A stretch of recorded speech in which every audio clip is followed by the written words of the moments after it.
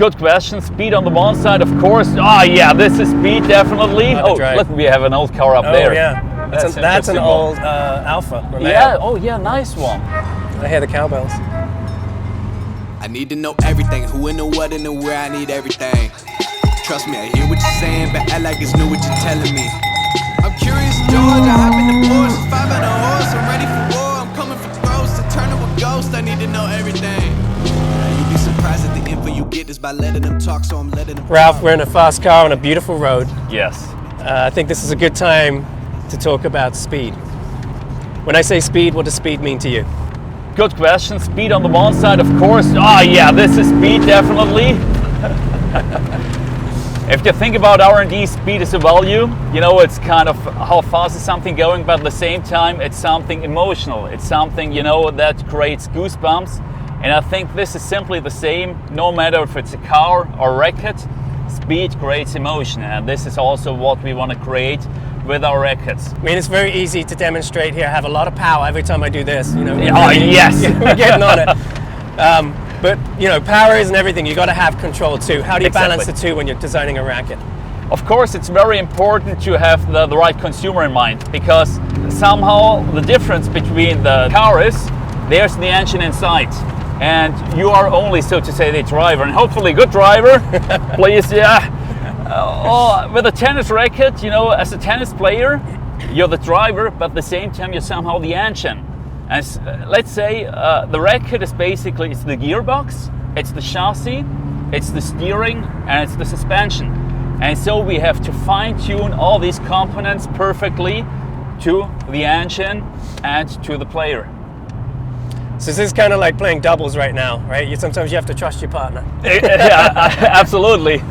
Yeah, I mean, either you trust or you do like this, yeah. So with a racket like speed, bringing in the control part, for me that happens through a lot from the amount of spin you can generate with a racket. Yes. So how do you, what elements have you kind of engineered into the racket to make it spin friendly? We optimize the string bed, and so it's overall a combination, of course. You look at the grommets, you look at the frame itself, you look at the stiffness of the frame, and let's say the different stiffnesses, and overall it has to come together, because yeah, it's really like you have the steering, you have the suspension, you have the chassis. If you look at a car and you have, you know, a car with a great engine horsepower, but you have a chassis which is kind of, you know, tweaking and twisting, you will not at all be in control. You will have no confidence to go fast, and it's similar with the racket. So all these components, the steering, the suspension, and the chassis, this is the same with the racket, the string bed, the grommets, the frame, the material inside, they have to work together perfectly, and then in the end you will have speed on the court. So it's not just picking on one or two characteristics, it's the whole thing working. Yeah, absolutely. We like this kind of saying it's a holistic approach, because on the one side it's holistic regarding the racket. You have all these different components, just similar to the car. And at the same time, playing tennis, it's not the racket alone, it's the player with a racket. So we have to make sure that the combination of racket and player is, performed and maximized to the max. You know, this is kind of engineered to the max.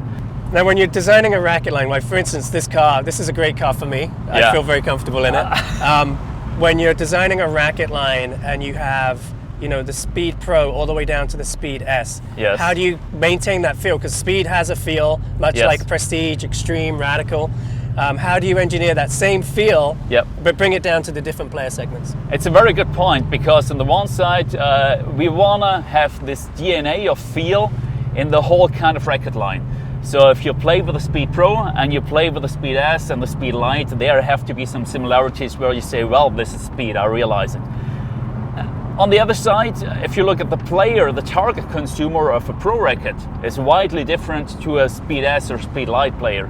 So to say, the pro player, he has a lot of power in himself, the S or Lite player, not that much. So we have to fine-tune this kind of combination balance between power and control, while still maintaining the right feel.